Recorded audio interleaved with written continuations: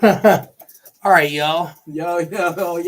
Welcome to the 100th episode of Cthulhu Caverns. 100 episodes? Dude, it's been such a fucking long time coming to this point. Fuck yeah, it has. And man, without any or not without struggle and strife, and we're still learning shit. Absolutely. The grind never stops. Yeah, we're still figuring out how to make this shit run without any problems. You know what I'm saying? Right now, we're going live straight from YouTube instead of OBS for some reason. Well, not some reason. You'll know why. But yeah, man, dude, for the people that were here since episode 1, we thank you. But right now, I have to share this out. So while we do so, I'm going to go ahead and play something else. We finally made music work now. Yeah, we're going to make music work. Until I change the RAM over, maybe that might help. This might be the way we have to do it. So you ain't going to see a bunch of insignia on the screen with our logo and everything, but it's okay. So let's see. While we share this out, what am we going to play? What am I going to play? I want to give you guys something dope. And this is off of my playlist that you guys could all find right now on Spotify. If you go to Brandon Mutant or Dirty Bean, whatever. We're gonna go. Where's Footwork at? Oh, here we go. No. What are we gonna do? I want to give you guys something hype. Towards the bottom of the list is a bunch of big room, they call it.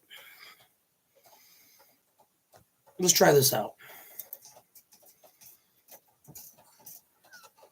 Hey, yeah, hey. Oh, yeah. They can't hear us.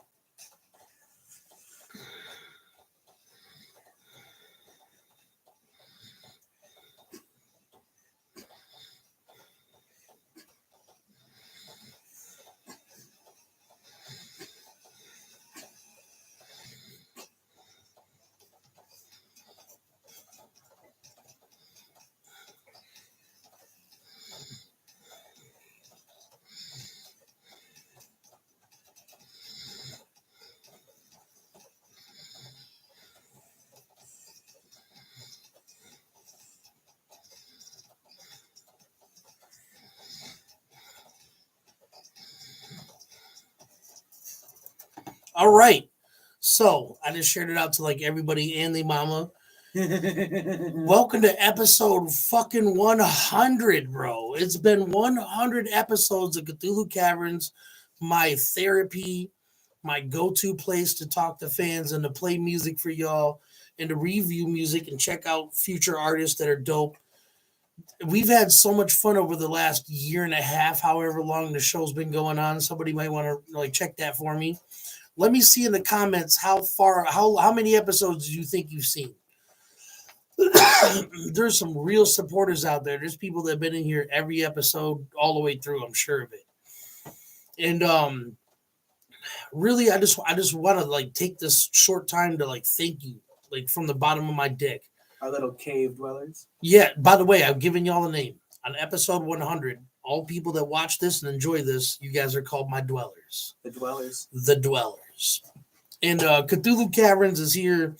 It kind of started like this. The reason that I started this podcast was to be a behind the scenes of this studio. Lots of dope ass Michigan artists come through here. Lots of big names I've got to mix and master over the years, over online and shit. We just want to like express ourselves to the world and how, just tell you how songs were made and shit like that. That was kind of the original idea. Then it turned into we talk about whatever the fuck we please. Yep. And there's been lots of transitions over the years. There's been lots of things that we've changed around and trials and tribulations. But in the end, it all comes back to this.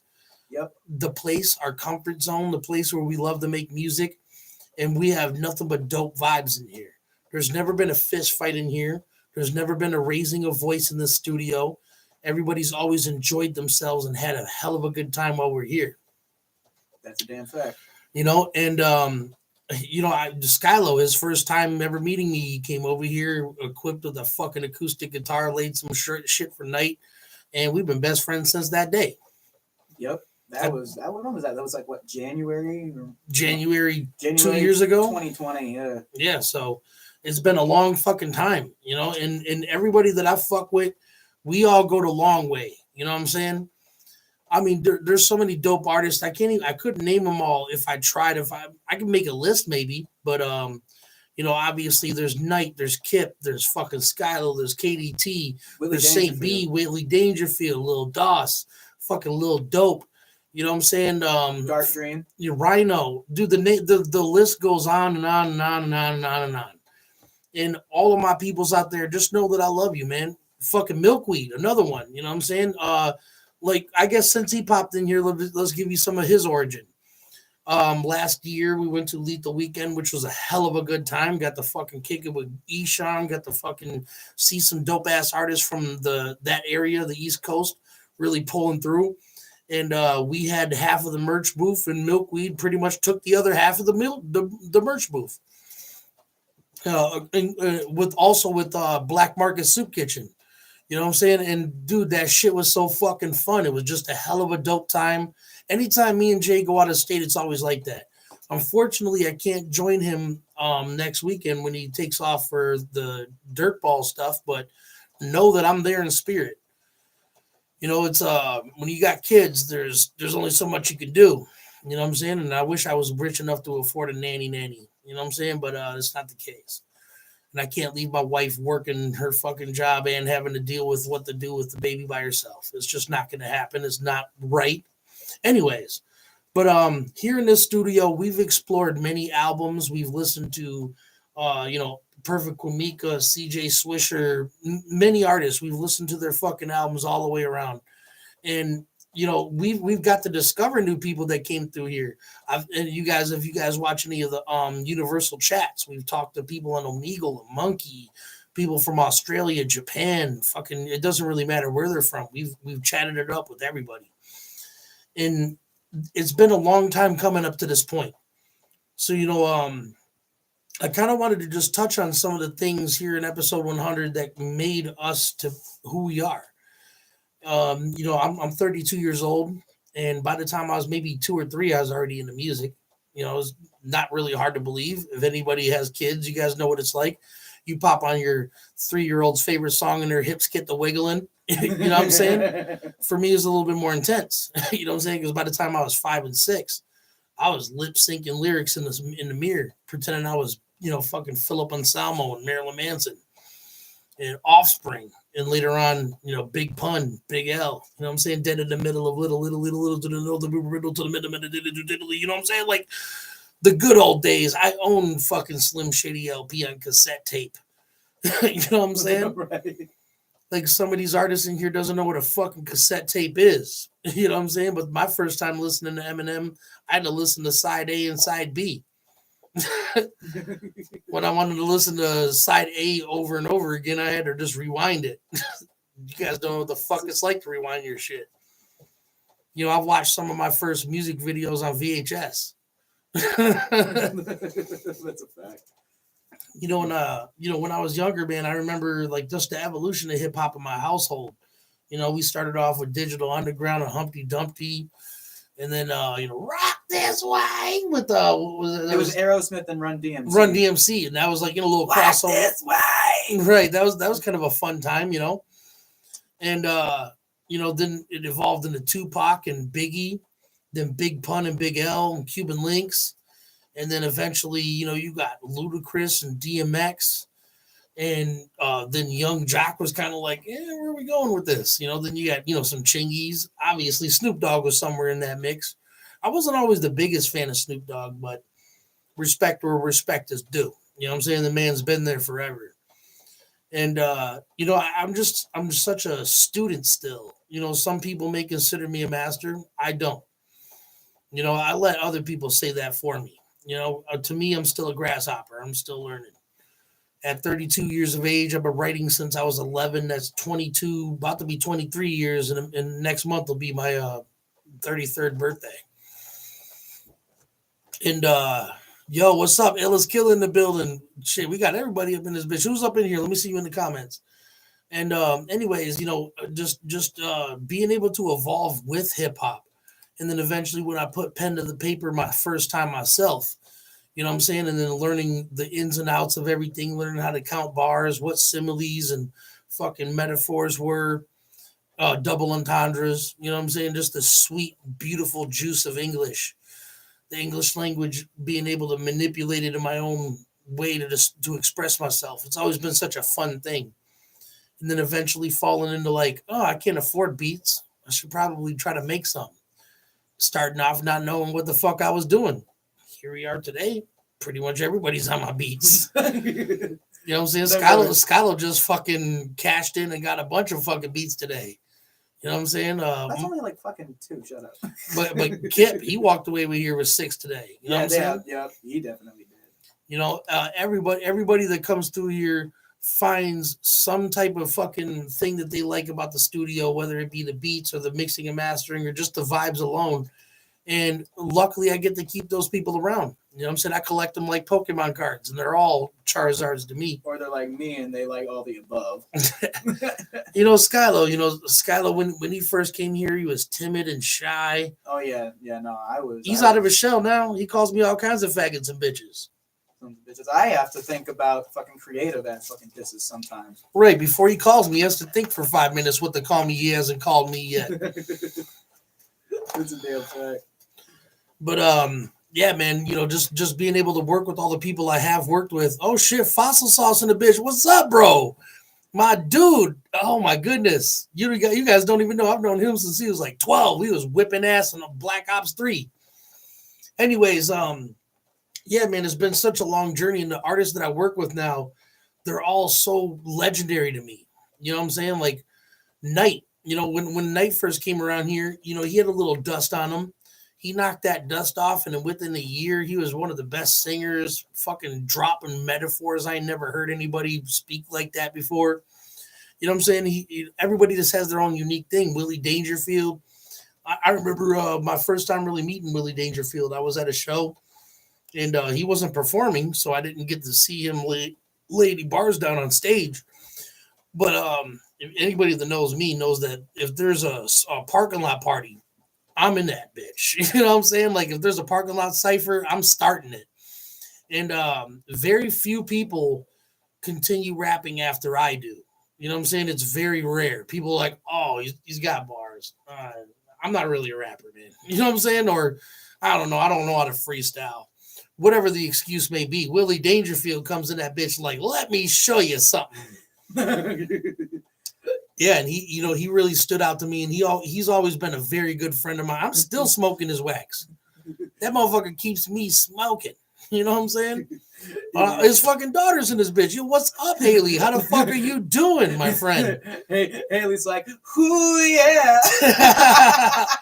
Hell yeah. How's college going, young lady? I know you up there wrecking it.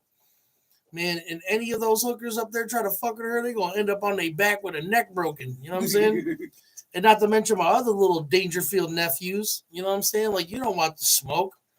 You know what I'm saying? Don't make me get Alex on you, dog. You know what I'm saying? He'll suplex you before you even notice it.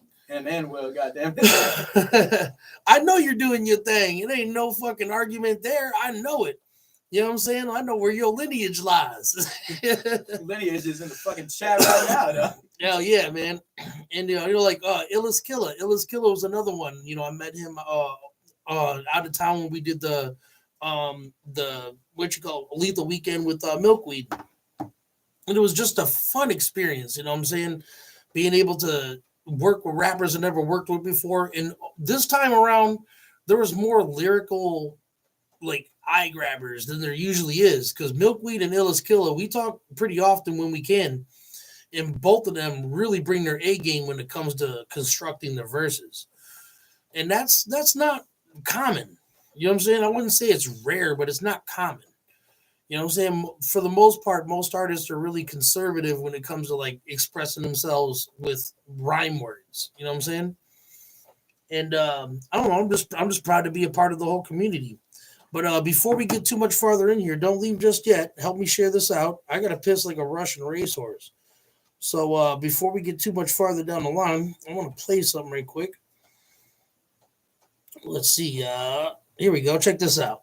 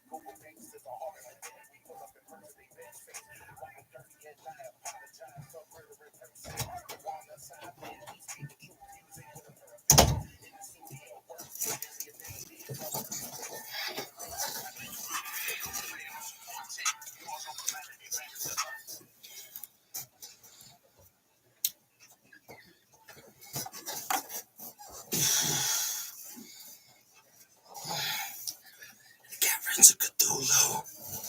It's got me breaking world records. And we're about to spin this record.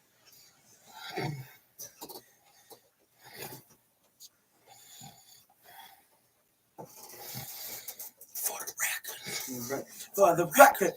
Something a little bit to record. Record. For the record. Bars over bullshit. For the record. For the record.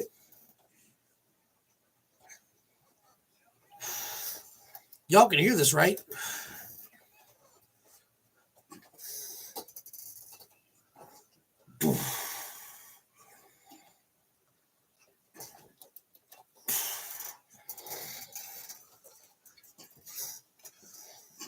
All right, well, I guess that was a waste of time. Damn. Well, good to know. I'm glad somebody said something. Yeah, well, we're gonna have to figure that playing music part out even farther in the future. Anyways, but well, we were listening to For the Record on the new album. It's healthy if you don't know what it is. Yeah, so since I've got this computer upgrade, one thing hasn't upgraded, and that's fucking the image card for some reason. Even though I have an Ultra HD image card, when I run OBS, it's super fucking laggy. So we're doing this straight to YouTube. You know what I'm saying? Straight from the webcam to YouTube. So until I figure out that lag problem, which I want to say it's a RAM problem. And I do have extra RAM. I've been kind of lazy and I haven't split open my two computers to exchange brains. But anyways, and speaking of tragic, bro, my man's won 2 contests this year for fucking having the bars on deck. Not to mention when the cipher tape comes out, some of y'all gonna be holding your popcorn. You know what I'm saying? Like there's some dope ass artists on this album. No joke, no doubt about it.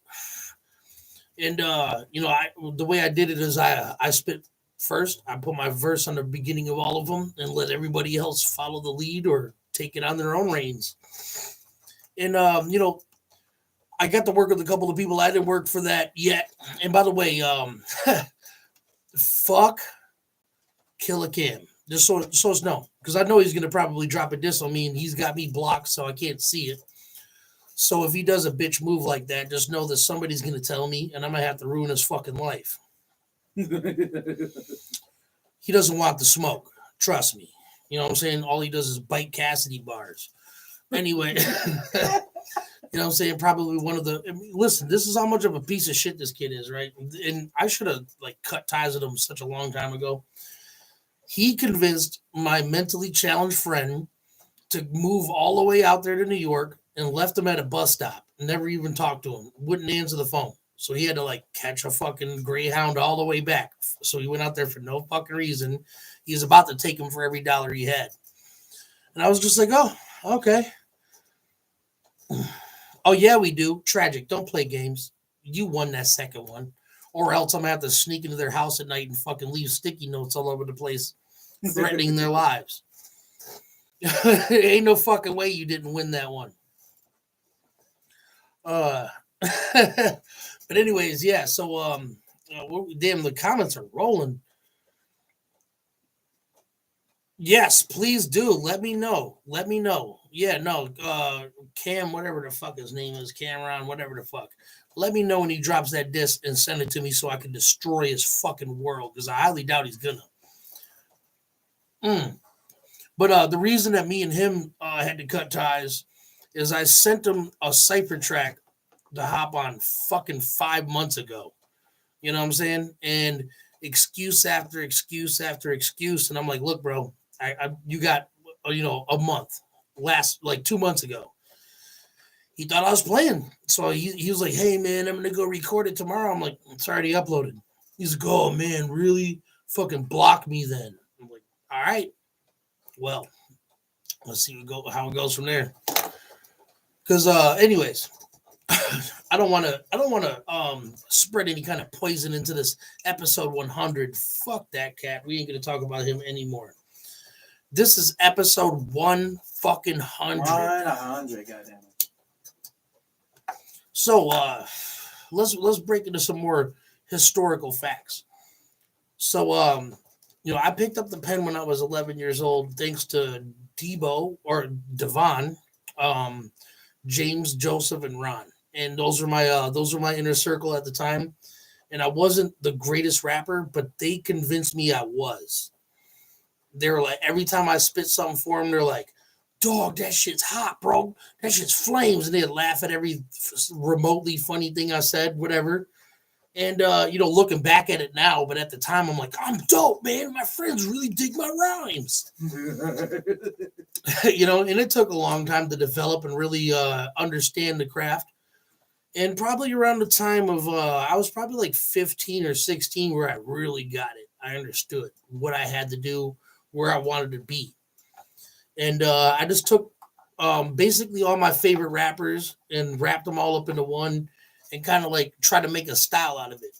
Because I used to, before I ever rapped, I kind of critiqued the rap I listened to. I'm like, man, I really wish he would have said it like this, or he would have took that rhyme scheme a little farther, or whatever the case may be. And, I try to adapt it to my own style. So, you could, if you listen to my hip hop, you could tell that it's like a mixture of Big Pun, Big L, Eminem, Tech Nine, Busta Rhymes, some Cannabis in there sprinkled in, some DZK. There's a lot of rappers that I truly enjoyed what they did. And DZK more for the intellectual / vocabulary. You know what I'm saying? Like, he was just so he was so good at laying down a rhyme scheme forever until he got bored with it. But we didn't as fans. And yeah, man, so heavy metal, hip hop, they've always had their place in my heart. And I've always been a big fan of both of them. And there's swing music, orchestral music. There's a lot of other shit that I also like to listen to as well. But those are the driving forces behind who I am as a human being. So, Skylo, when you first started rapping, who were you emulating the most? Well, I think I'm gonna start a little bit before that on how I got into music in the first place, since that's please do. So, I got into music at a relatively similar age, around I think like 3. I think I heard like a Coldplay song when I was younger, and then years later, I'm like, oh, that's the song I heard all the way back then. Man, that's well, state crazy. for the record how old you are. I'm 21 right now. I'm going on 22 come this May. And back then, that was like, I didn't know what rap was until I was like 6 or 7. And up until that point, I was listening to like The Cure, Styx, I think Green Day by that point too. I remember my first introduction into mainstream music was because my mom's best friend tried to get me into musical theater. She did. It's like when I mean, dude, I'm a big fan of Sweeney Todd and fucking the Sound of Music and shit like that. There's nothing wrong with that music either. Yeah, no, but there was during that point they were trying to get me into Willy Wonka the musical, and I was adamant I wasn't going to do it. I'm like, I'm not going to do it. You can't convince me. Until she pulled up Maroon 5's version of Pure Imagination. How's that go? That's you know which one that one is. That one goes shit. It's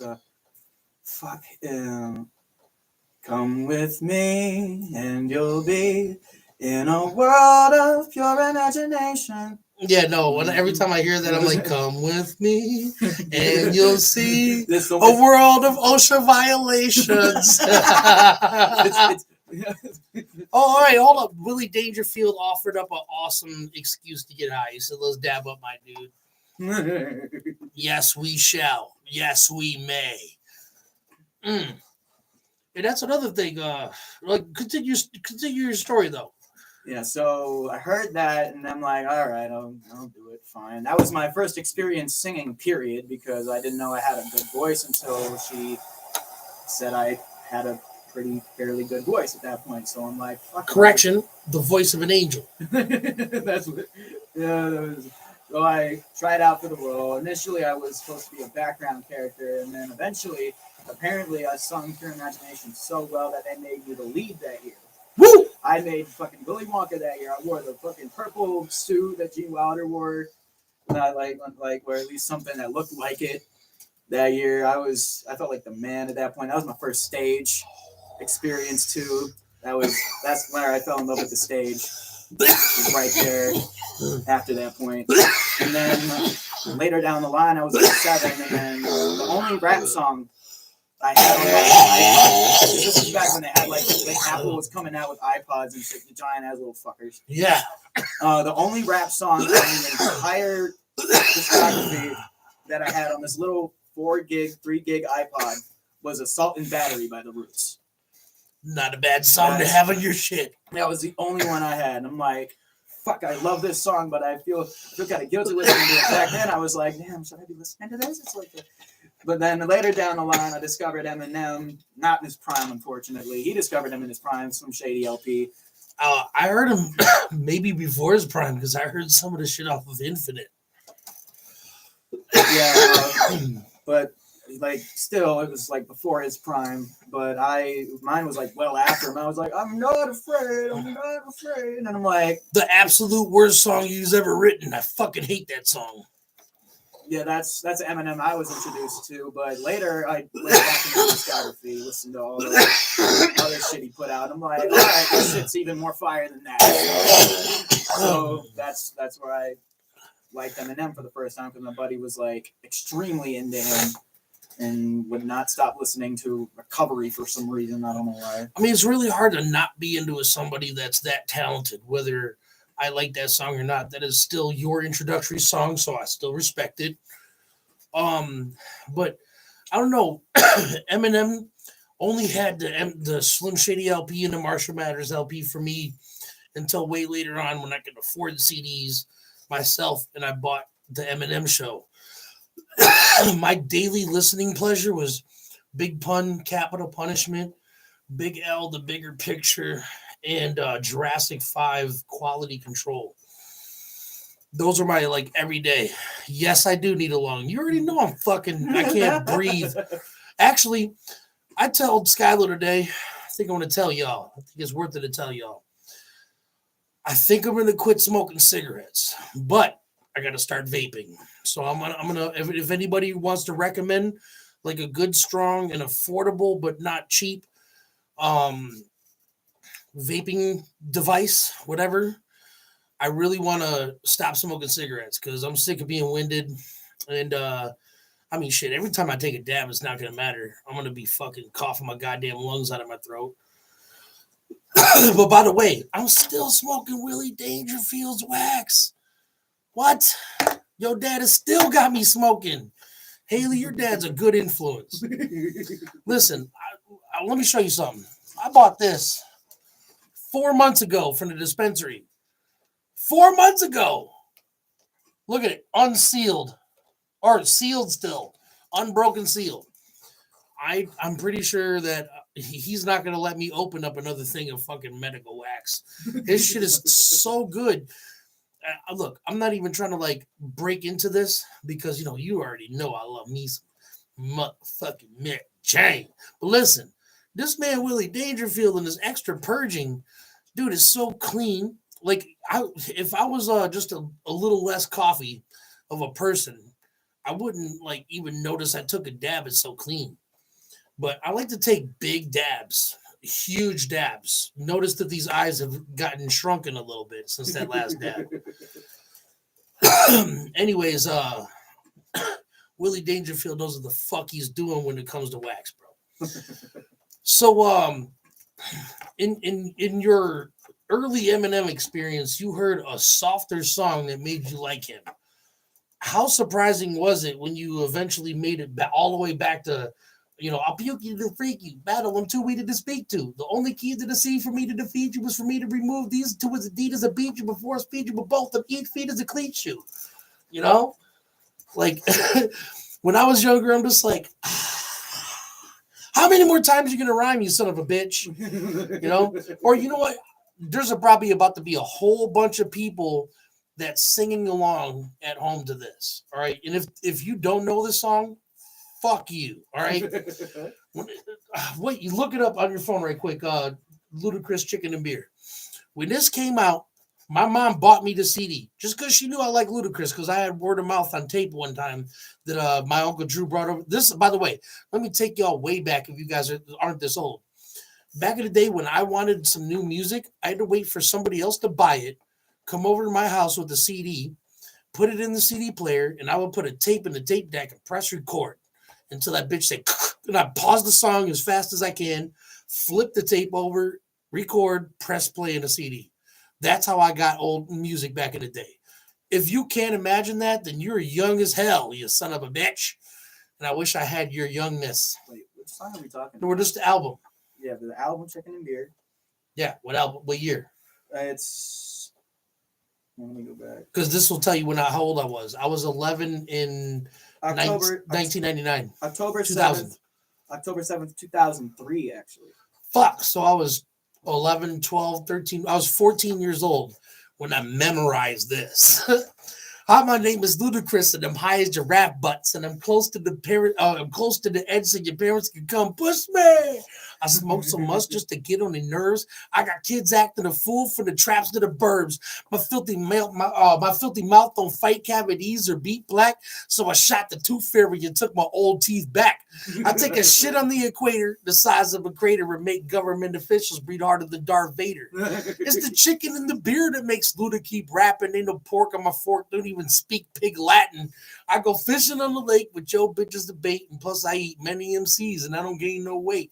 The number one chief rock, I clean out your rap lockers. I'm as stiff as a board, you're more shook than maracas. Like, what? Dude, my mans, he said, I got so much jewelry, I'm damn near sorry. I'm gonna trade one of my earrings in and get a Ferrari. You know what I'm saying? Like, what? Like Eminem, of course, he's one of those, like, you know, I'll put your baby in a basket and punch it. I don't know. You know what I'm saying? Eminem is always willing to push it in a way where people wouldn't say that out loud. You know what I'm saying? You'd be like, okay, you've gone a little too far, my friend. That was Eminem's most, you know, when I hit the trees, when I smoke out, I hit the trees harder than Sonny Bono. Oh no! All right, if you don't know who Sonny Bono is, he was skiing and he went like 100 miles an hour into a tree. Obviously, he died. So he hits the trees harder than Sonny Bono. Now, if you're his son or his wife or family member of Sonny Bono, Every time you hear that, you're going to be pitching your family member splat against a fucking tree. Us, we laughed until our fucking guts gave out. You know what I'm saying? But Ludacris just had such an ability to make you laugh in a whole different kind of innocent fashion. Not always so innocent, but when he dropped the metaphor, it was more just like if you imagine sitting on the corner, if you didn't rap, if you people at home that's hearing this, for me, it'd be in a cipher. And, it's totally on the spot. And one of my friends just thunk it. It just came out. And we're just like, oh, he did not say that. Like, we do that all the time because we freestyle on Omegle every now and then.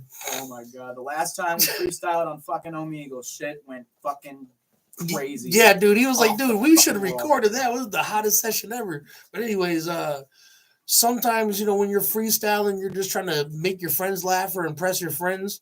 That is Ludacris's metaphors. That's how he delivers a thing to you. Or if we're talking about cannabis wants to outsmart you so hard that it's funny. You know what I'm saying? Like when cannabis hits you, like what's a cannabis bar? Oh, I don't know very many like things I've memorized from him, but here's something he said. He said, "This is the reason of the infrared laser." How's that shit start? He was like, "Oh, you a homosexual. Just the thought of a woman lying next to you probably threatens you. You probably look at grapes and see testicles and fantasize about vegetables like cucumbers and bananas having sex with you. You probably let gerbils crawl up your rectum too." You know what I'm saying? Like, dude, the man, you like when he hit you, it was kind of like in a way you gotta just listen to cannabis to really understand. And by the way, if you guys don't know who cannabis is, you do. When Eminem said, "You wouldn't want," or "I'm cancerous," you wouldn't want to answer this if you responded back with a battle rap. You're up for cannabis. All right, my man's, if you go back and listen to cannabis, listen to 100 bars or Life Liquid. All right, hold up. Let me see. I missed a bunch of comments. Okay, I'm going into more of the psychedelics aspect. Oh, dude, please, because I need some acid weed, bro. I like to take acid like every 5 years. Acid weed?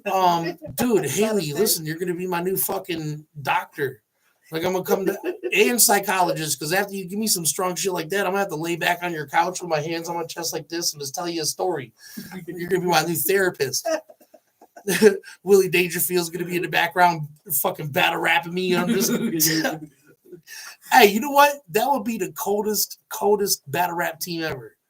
Me and Willie Dangerfield. Imagine that. 2-on-2 with somebody. Oh, shit. Ooh, we'd be too nasty together. All right, so then we got all right here. Oh, my dude, fucking Kenji, what's up? The heterosapien dude on Hellbound's chorus killed that shit. That's what I was spitting earlier. That I'll puke you to freak you. That was from Hellbound. Then Haley said, you grew up good when you got that preschool scrapbook that got your favorite songs, I'm going to tell, by Tech Nine, and that's Absolute Power album. Now, fuck, dude. What? Yes. Dude, I traded my entire stereo system for that CD because I couldn't find it anywhere. Anytime I went to the record store, I couldn't find it. It was never there. I traded 2 big, tall speakers and a fucking stereo with a little subwoofer back in the day for Absolute Power album. So I'm with you on that one. Then Cannabis was the king of the battle rap scene back before Cassidy. Not really. I actually have unfortunate news for you. That is a rumor created because, all right, so if you guys don't know about Second Round Knockout, the reason that Cannabis got famous in the first place, this is the only battling he ever did that was like synced or ordained by the gods of hip hop. Anything he says he did on the corner is just a rumor. You know what I'm saying? If it ain't on video, just like the shit that I said, the battle raps I've had, none of them were filmed. So to y'all, that just, it's a rumor until you've seen it. You know what I'm saying? Like, obviously, I know my truth, but Cannabis, I'll tell you what. I feel like he could, but I don't feel like there's anybody that's like willing to listen to that voice for that long without real battle rap bars. You know what I'm saying? But anyways, if you guys don't know, Second Round Knockout was when Cannabis wrote a track and sent it to LL Cool J for LL Cool J to feature on it. And he did a Will Smith. You know what I'm saying? Disrespectful. He dropped his verse, but it was a diss on Cannabis. And instead of sending it back to him, he took it and released it on the radio. Oh, shit. Yeah, bro. That's why I've never watched anything with LL Cool J in it and respected him at all. As soon as he pops up, I'm like, oh, this little bitch. You know what I'm saying? There's a bitch move, bro. Fuck LL Cool J for that. I've never been a fan. You know what I'm saying? Then hold up, let's see. Well, she said 2 Chainz had them Luda type punches also. All right, here's the problem with 2 Chainz. I've never listened to his music on purpose. The only time I've ever heard him on purpose was on the Tech 9 track. And I liked it. I do like it. Oh, you're talking about Hood Go Crazy. And I also watch his thing on YouTube, Most Expensivest, or whatever it's called. Yeah, I watch that all the time. I fuck with 2 Chainz like that. But I'll never, to be honest with you, even after this, if you convince me you're hardest, I'd never go back and look him up. He's just got like a mumble rap kind of vibe to me. I don't know. You'd have to really surprise me. I'm with it. 4, 3, 2, 1, and then with LL. Well, look, LL Cool J. I can't say that he's a shitty rapper. He's probably, I don't know, him and Will Smith would be a good battle rap. Like I've heard Will Smith go all the way in, way back before MIB and all the songs you guys know. Get jiggy with it, no. He actually has had a couple of ones. Actually, a couple of years ago, he released something that wasn't half that bad. But we've already discussed the whole Chris Rock and Will Smith thing. I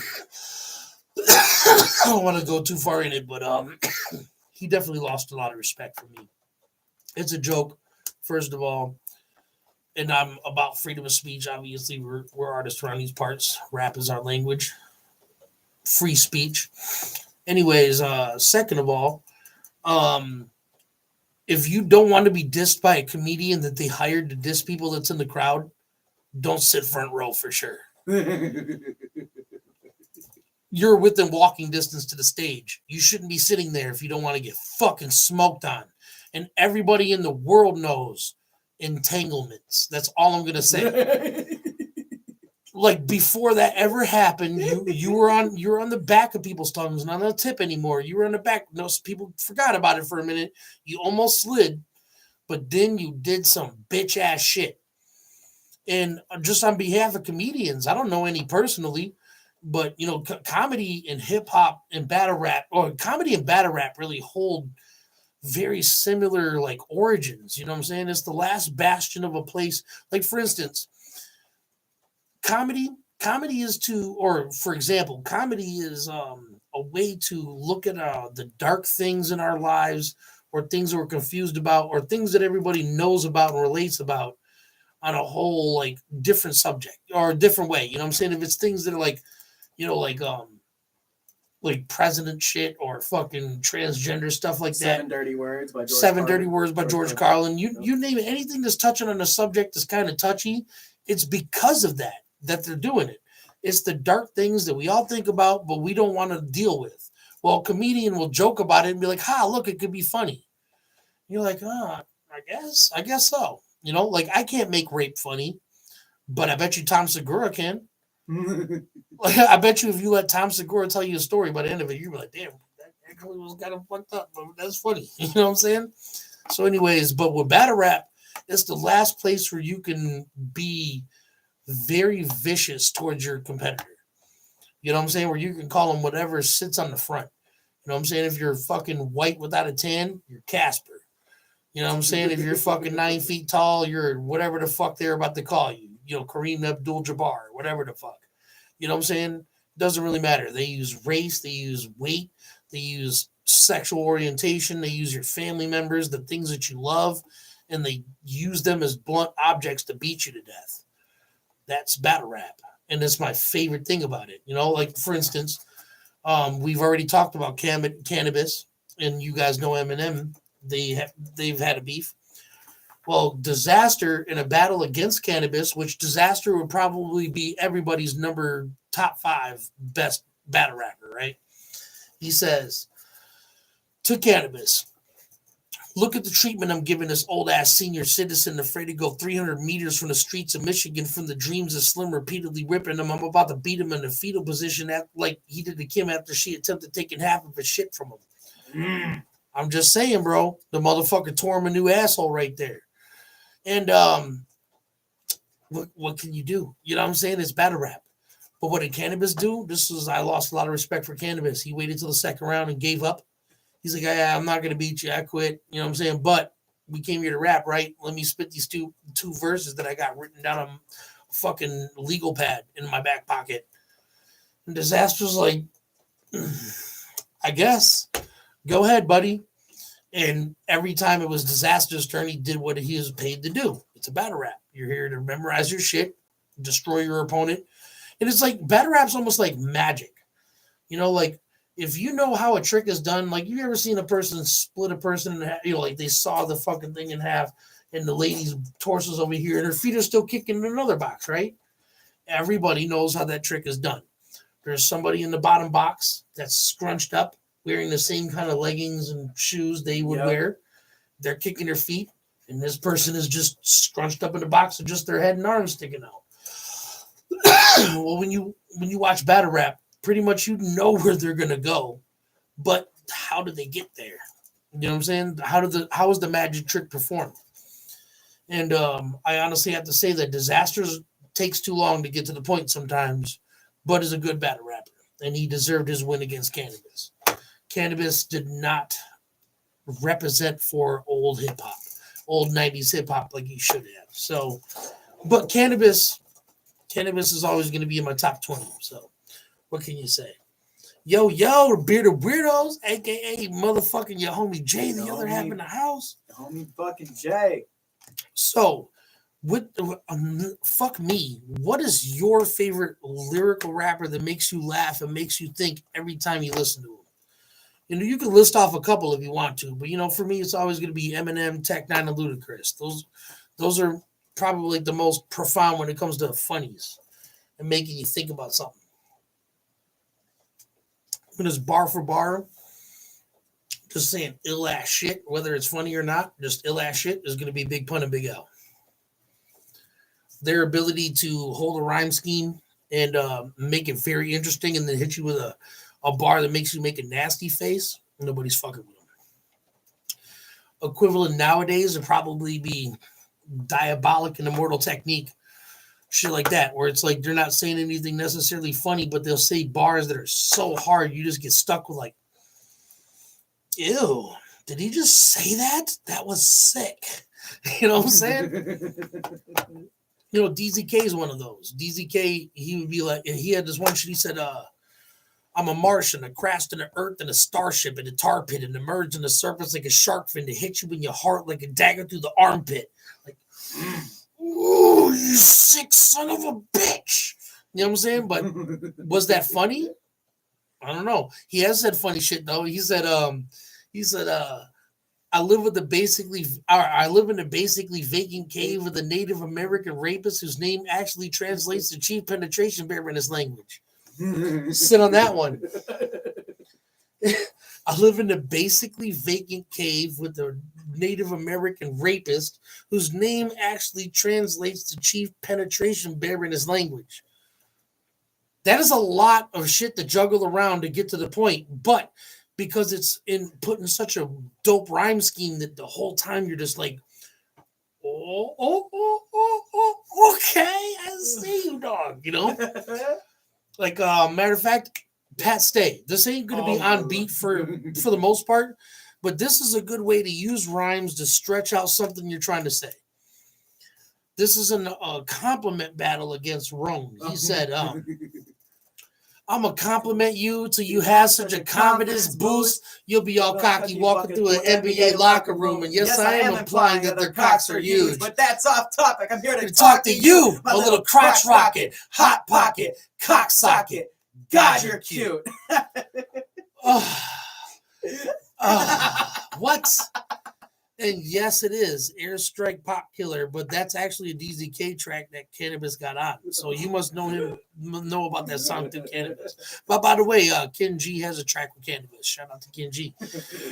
Because of him, I got Swifty McVeigh on my album. So I go with him the long way. You know what I'm saying? I fuck with that man's heavy. You should go listen to his music. The Heterosapien is out here. Anyways, you know, I saw something for all of my dwellers. Hey. By the way, if you're watching this right now, you're a dweller for sure in the Cthulhu Caverns. Anyways, but to all of my dwellers out there, you guys know CJ Swisher. He dropped something today that made me like, sometimes when I hear some people say this, I'd be like, yeah, cocky little bastard. But for him, like his level, he's just, in my opinion, he's just reached the ability to say this without looking like a cocky bitch. He said, hey, if you're trying to hit me up for a feature and you just started music, like, you know what I'm saying, you ain't even a year into your shit, I'm not your guy.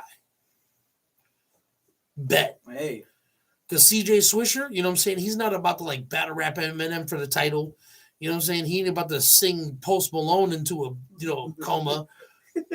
But when you listen to him, he has a good voice. He's got a style that is his own. His rhymes, like I said, aren't the most like compound syllable correct, but they're always, he keep 2, 4, 6, 8, 10, 12, 16, 14, 16. You know what I'm saying? Like he rhymes in 2-part increments like everybody should. But I guess, sometimes that might be an advantage to not use compound syllables at all times and just being able to use a 1-word rhyme. He doesn't do that often. He uses most of the time as 2 syllables and they do rhyme. So I guess he is compound syllable correct. But like I said, not like Eminem in any means or fashion. But you could tell the difference between his first album and his second album so much. And the way I met this kid, he came through our live music reviews back when he was recording out of some little piece of shit on his desk. You know what I'm saying? It wasn't the greatest sound ever. And he had, I recall calling him like a hip hop's Marilyn Manson kind of voice. And I'm pretty sure he took that like as a compliment, like most people should, because I enjoyed the style. And he rapped kind of like some 3-6 Mafia type shit, like when it came to how he laid on the beat. So I enjoyed him from the very beginning. And watching him develop into his last album that we reviewed on here, shit was a dope journey. Being able to watch the young man. He came over here. He's on the episode of Cthulhu Caverns. Oh, yeah. Yeah, go back to the very beginning. Dude, we're talking, it's 100 episodes. Fucking episodes, dog. We've had Dirt Madoff on here. We've had, trying to think of the people. I think we had KDT on here once. Willie Dangerfield's been on here before. Actually, yes, he has, because me and him and his 2 sons had like one of the best video game discussions on this entire podcast.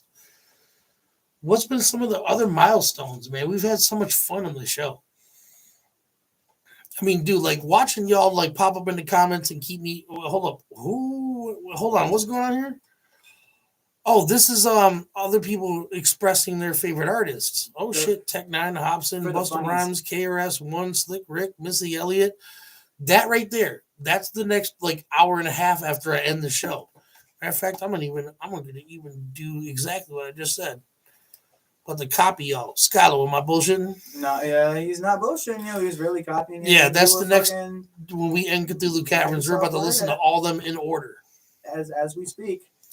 But anyways, so I feel like, we're closing in an hour. And y'all don't want to hear me rambling all fucking night. I didn't even get to finish the rest of my backstory, did I? So I'm going to shut the fuck up and let Skylar continue his story. All right, so continuing where I left off with... Hold on, we made it to part 1 of Skylar. Yeah, that was part 1. This is his discovery. By now, I feel like you've already at least picked up the guitar and tried singing, because you said you were in the theater shows and that you sang Willy Wonka so good that they gave you the lead role. I think that was around, I believe, 10 years old by that point, I think. So 11 years ago. It was, 11 to 12 years ago, yeah. But it wouldn't be another 2 to 3 years down the line where I would actually start playing my guitar, because I don't think I started playing guitar until I was 13.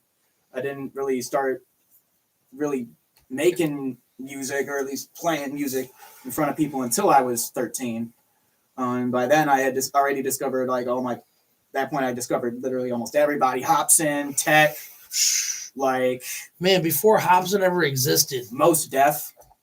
I'm gonna pause you for 1 second. You reminded me of something. By the way, you should do this. No matter what level of fame you're at, you should do this. All the time. When I was in public and I seen a group of people and it's just like some casual bullshit, I ain't about to interrupt anything, I'd always walk up to them, ask them if they listen to hip hop or if I could sing for them if I was you. You know what I'm saying? And just let loose some bars because I know they're automatically judging me right off the bat when they see me. You know what I'm saying? So I'm like, trust me, I'm gonna impress you. You're gonna like when we do an Omegle and Monkey all the time. Doing that in public is so much more liberating and gratifying. Anyway, so by now you're playing in front of people and you're doing good at it.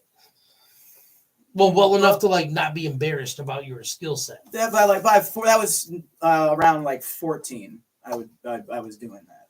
Like I would be playing in front of people and I wasn't feeling embarrassed that I was doing it in front of people. I wasn't embarrassed performing my shit like covers and shit. This is back before I picked up the pen and even started even attempted to write anything. This was like before that point. I didn't get to that point until I was 15 or 16 when I actually first laid pad to pad. Like when I was 16, I started producing. I started trying to make beats on Fruity Loops 5. Yeah, see, I tried that when I was like 15, and then it was rewind a little bit back when I was 11. I made a couple of beats on the DR5. If you know what that is, you're a dinosaur. It's one of the first MPC beat machines that were available at Guitar Center. And my stepdad owned it and showed me how to set the metronome and showed me how to record 3 tracks. So I was able to do, for the most part, I would do, I didn't have hats at the time unless I could go, you know what I'm saying? Like with 3 keys. But I had 3 tracks basically. So I could make drums once. And then obviously I could do bass and 1 melody. And I started doing that from 11 to 12. And then my stepdad moved out by the time I was 13. But so by the time you're 15, you're proficient. Well, not as proficient as I am now, but I was confident enough to go in the booth and at least attempt to lay something down. Because I've seen it. You showed me a video a while back of you on stage and you were like 16 or 17. I was, yeah. Yeah. Explain that experience. So that's a couple of years down the line where now you're willing to go in front of the public and do what you do. Well, even when I was like 13, 14, on the regular, I would just have my headphones in, just jamming along, singing at the top of my lungs. And by that, I discovered literally everybody. I discovered metal around that point too. Like Linkin Park was constantly in the rotation back then. Ooh, what songs though? Basically, like all of them. Basically every album up until Living Things. I was only a Linkin Park fan and attended their concerts and everything from Hybrid Theory to Meteora. After that, I can't tell you what they've made. I don't like their songs after that, nor do I know them. No, well, let's see. I've listened definitely almost all of Hybrid Theory and Meteora were in the mix, like From the Inside. Hey, you know what? You want to hear something awesome? So when you had Hybrid Theory, you obviously also had Hybrid Theory, the remixes, right? You're talking about Reanimation, right? Reanimation, yes. Yes. Yeah. So I think it's In the End, or one of their more famous songs from Hybrid Theory was the second time I've heard Charlie Tuna outside of listening to Jurassic 5. Oh shit. Yeah. And you already know, dude, Megalodon. We just bumped that today. I'm going to type this in the chat for y'all. When we done, copy this. And then when we leave, paste it.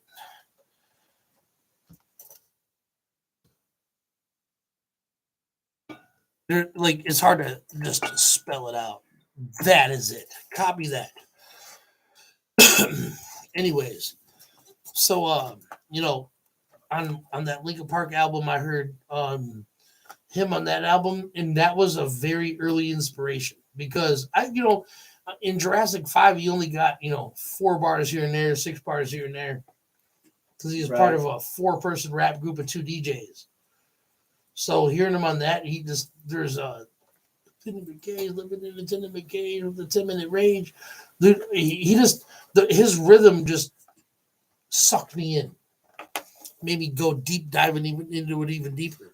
But so I watched that first concert, you looked definitely a little nervous, but you looked comfortable enough to where you were playing your instrument, but your voice was not nearly as developed as it is now. Yeah. You were way more farther along in the guitar than you were your vocals. Yep. So what was it like when you were singing? Did you feel like red in the cheeks and your ears tingling? Yes. Like the whole time? Yes, the whole time. Yeah, no, I remember my first time on stage was so scary, man. It was 2019. Or 2019. 2009, 10 years before that. I got it on video evidence. Shout out to my boy Zitro. He was there. So at the time, I didn't have a hype man. I had 4 songs. I recorded them 6 days before my first show. And I was so fucking nervous, I could have passed out. Like, I felt like I took like 17 hits of crack. You know what I'm saying? Like, I don't know what crack feels like, but I can imagine it's not cool. Well, I took 17 hits and not cool. You know what I'm saying? Dude, I watched all the, especially Zitro. Zitro, shout out to you. I know you'll never watch this and make it this far in the video, but Zitro was so entertaining. It was almost intimidating because he was the first artist. I was there early on when the show first started at like 7, and there was probably 11 artists on the entire thing. And just because I sold the most tickets, because it was my first show, I had the second or the first best spot. I had the spot before the special guest. So it went me, whoever the fuck they were, and there was somebody kind of famous, and then it was Wolfpack and Bloodhound Gang. The baby, me and you, we ain't nothing but mammals. We can do it like they do it on the Discovery Channel. I don't know that song, but I know that's their song. I was nervous. I could have passed out at any time. What was it like for you? I didn't feel like I could pass out. Oh, I could have passed out. I was like so self-conscious about my shit because I was so bad at preparing for shows back then. I was so bad. I would like come up with my set list like 5 minutes before I had to get on stage. Like I would be outside deciding what the fuck I was gonna play, rehearsing it maybe once or twice before getting on stage, and then the third go around was actually performing the shit.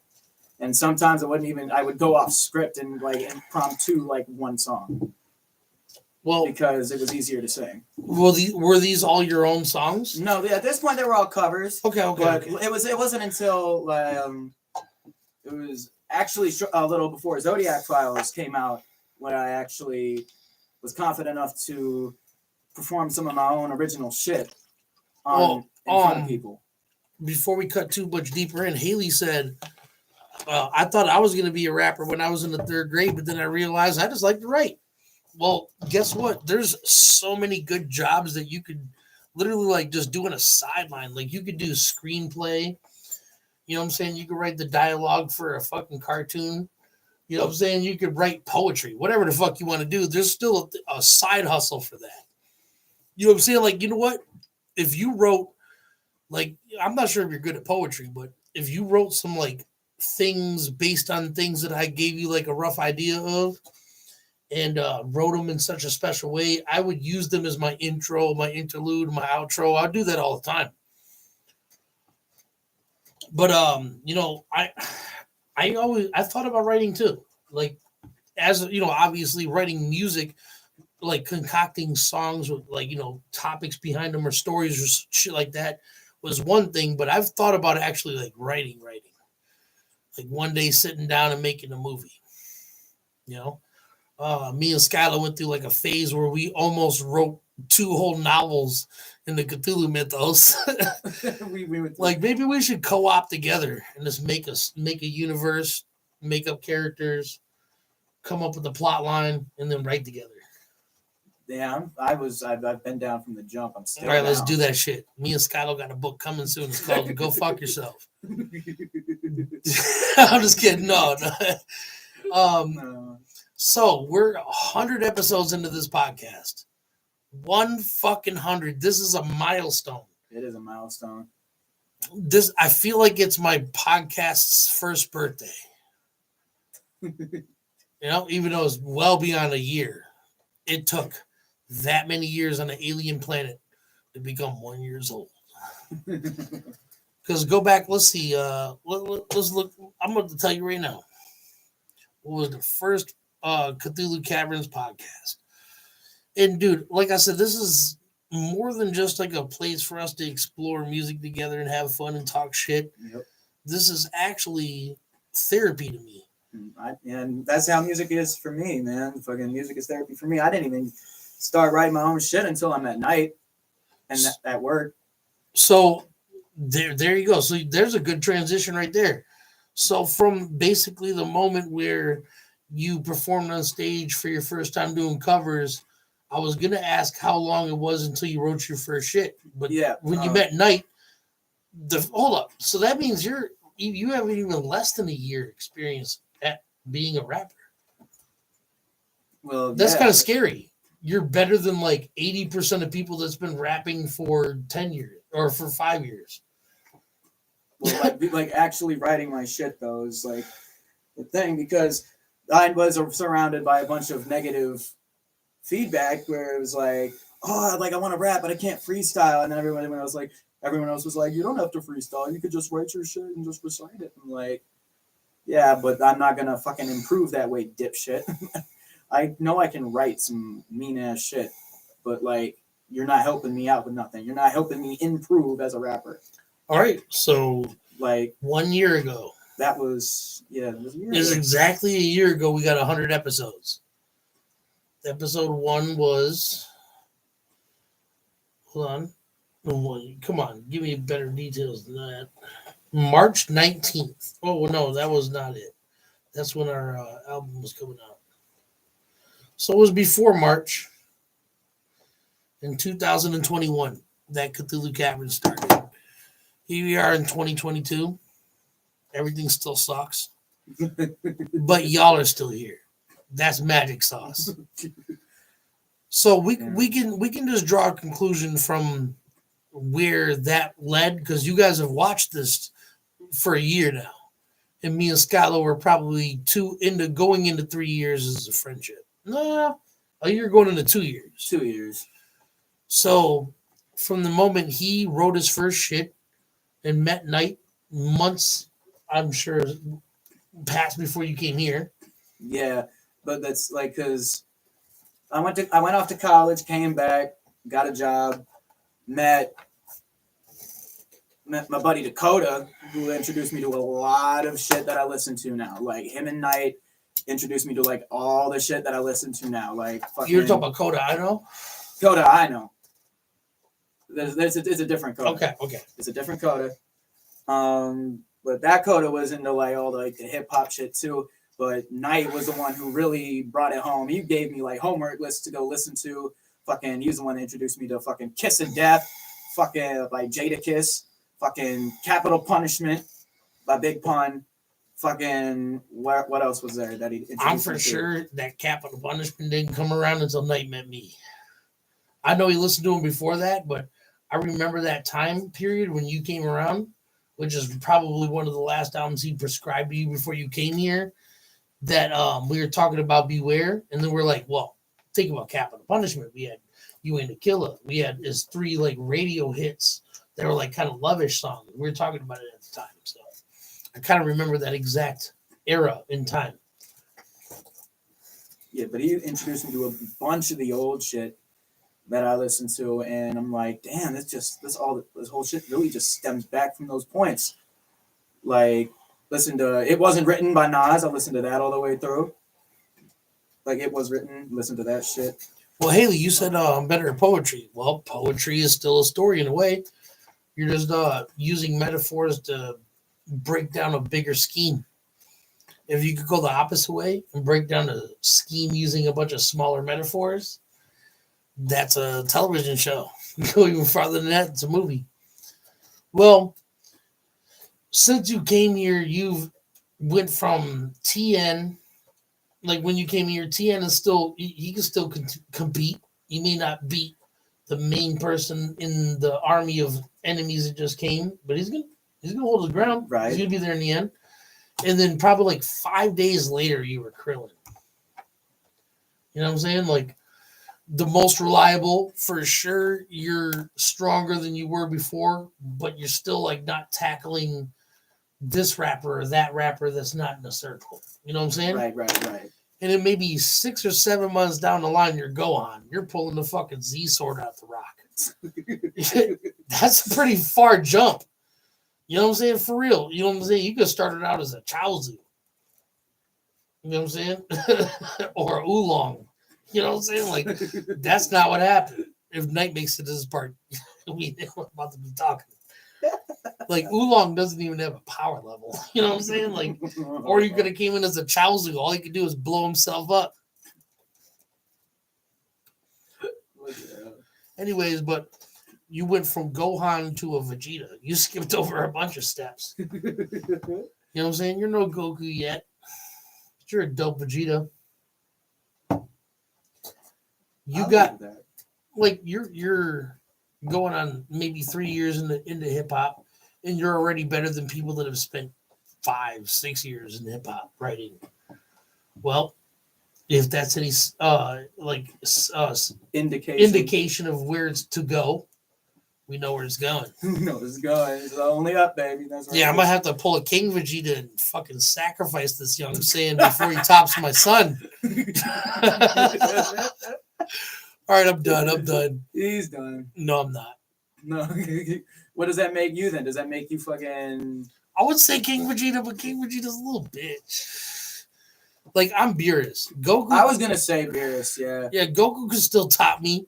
You know what I'm saying? There's still a couple Gokus out there. But at any given time, I could just, like, flex. I am the god of destruction. I'm just saying. You know what I'm saying? I may not be able to beat the main character, but I can sure destroy the universe underneath him so he ain't got nowhere to go. I don't think we got a Whis yet. Nah, there ain't no Whis. Ain't no Whis. They don't even live. They're dead. All the Whis are dead people that like laid the foundation. Yeah. Yeah, no, there's people that are far better than me.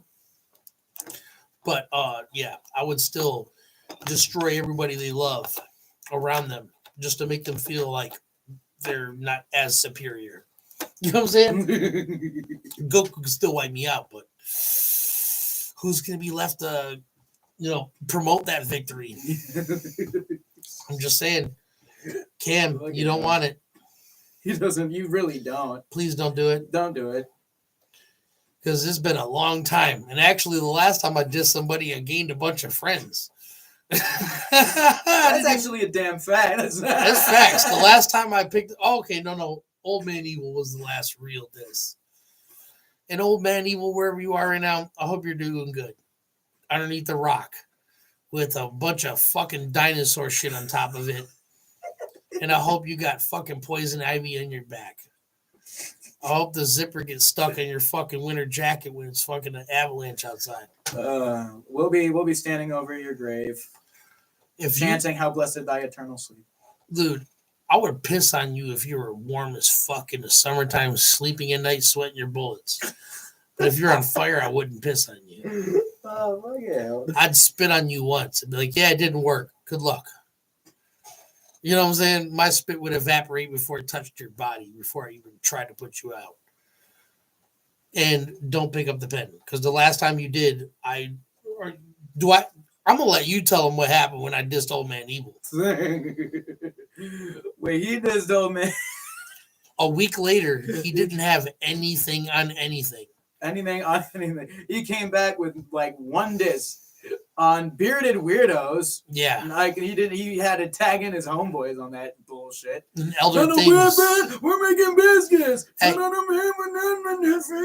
what exactly what it sounded like. That's what it was, bro. Avita Kadibi. Avita. And then I had to come back with Elder Things like Avada Kedavra. You mean Elder Abuse? Elder Abuse. Yeah, he came back with Elder Abuse. No, dog, and then that was fucking... You thought that was bad enough. Fucking... Dirty came back with Elder Abuse, then they came back with that bullshit.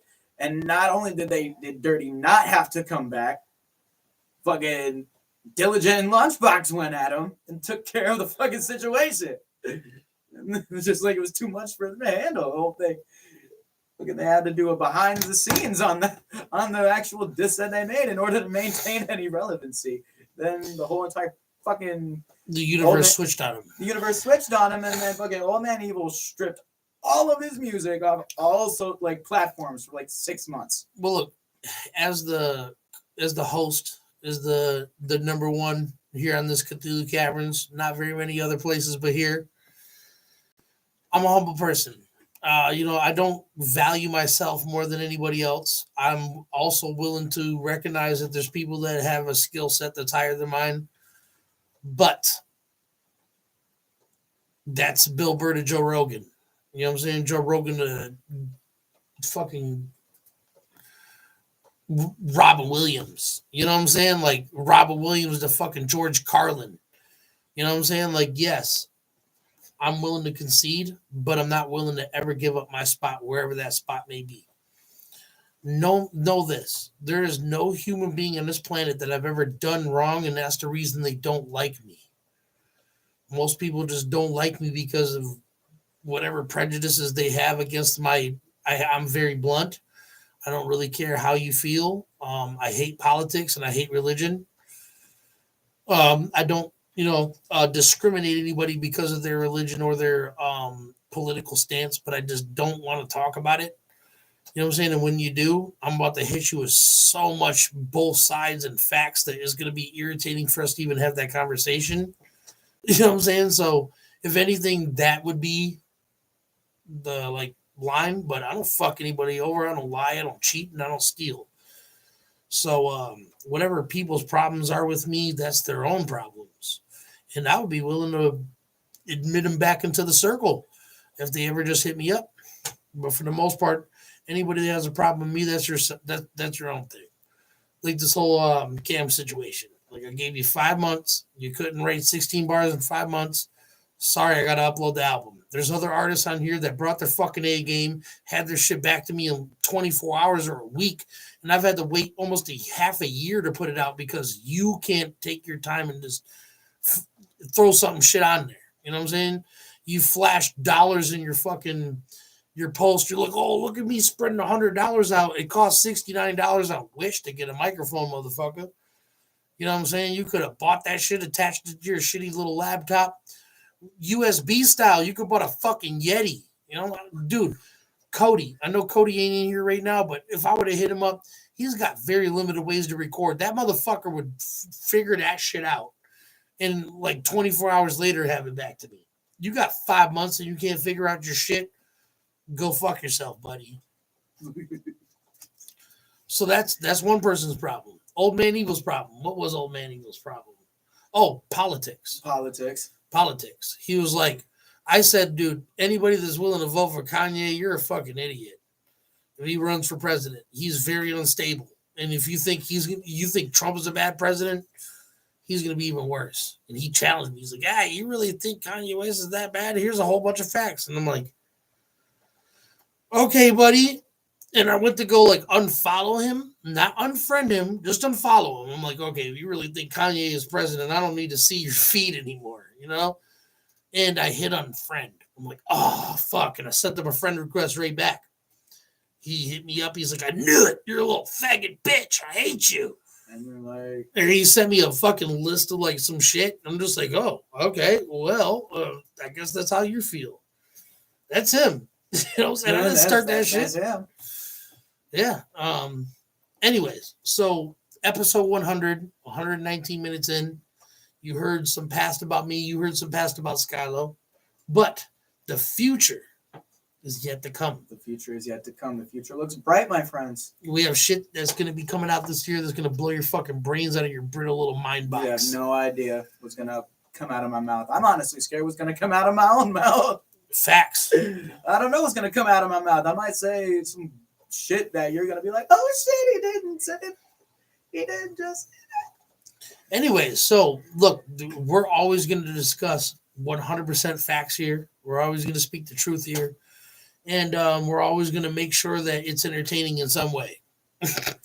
You know what I'm saying? We're going to figure that shit out. For our dwellers. For the dwellers. Can I get a hashtag dwellers? Anybody that's seeing this part of the video? You're going to make my fucking day dope tomorrow when I wake up and see Hashtag dwellers. Hashtag dwellers. Hashtag dwellers. Hashtag dwellers. Hashtag dwellers. Welcome. No, I'm just kidding. Actually, goodbye at the Cthulhu Cavern. And no, we out of here, bro. It's been an awesome night. I fuck with y'all heavy the long way, baby. Hell yeah. Be safe. Stay up.